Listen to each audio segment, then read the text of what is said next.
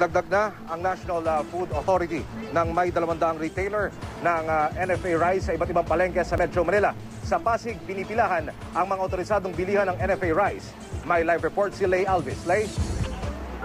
Emil, kanina nga ay nasaksihan natin sa Pasig Market ang walang patid na pagpila ng mga mamimili para makabili ng NFA rice. Pero malaking kalawagan na raw ito kumpara nitong mga nakaraang linggo na bumibilang daw ng oras bago makabili ng NFA rice. Nagdagdag ngayong araw ng mga accredited retailer ang NFA sa Pasig Market. Mula 2, ngayon ay 10 na ang accredited retailers dito.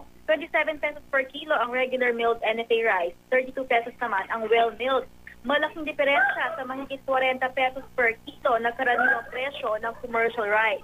Maganda raw ang kalidad ng NFA rice sa ngayon. Matumal naman daw ang benta ng commercial rice. 6 na kilo lamang ang maaaring bilhin ng bawat mamimili, pero di maiwasang may namimili ng higit sa kanilang kailangan at ibinebenta ang mga ito. Pero umaasa ang NFA na dahil mas accessible na ngayon ang NFA rice ay may iwasan na ito.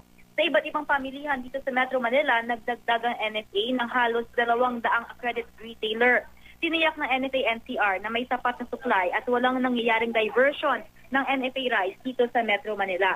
Matatandang kamakailan lang ay may mga nahuling trader na nagre-repack ng NFA rice at nilalabas ang mga ito ng commercial rice. Emil? Lay, matanong ko lamang, nabanggit mo sa iyong report na pinipilahan ng mga kababayan natin yung tindahan nga, yung NFA retailer. May balak ba ang National Food Authority na magdagdag pa, particular dyan sa sangay ng Pasig, dyan sa kanilang sangay sa Pasig na magdagdag pa ng pwesto ng retailer ng NFA rice para maasikasun lalo yung ating mga kababayan? Lay. Sa ngayon, Emil, today ay nagdagdag sila ng 8 accredited retailers sa Pasig Market at kanila raw i-assess kung kailangan pang dagdagan ito sa mga susunod na araw. Emil. Mula po sa lungsod ng Pasig, maraming salamat, Lay Alvis.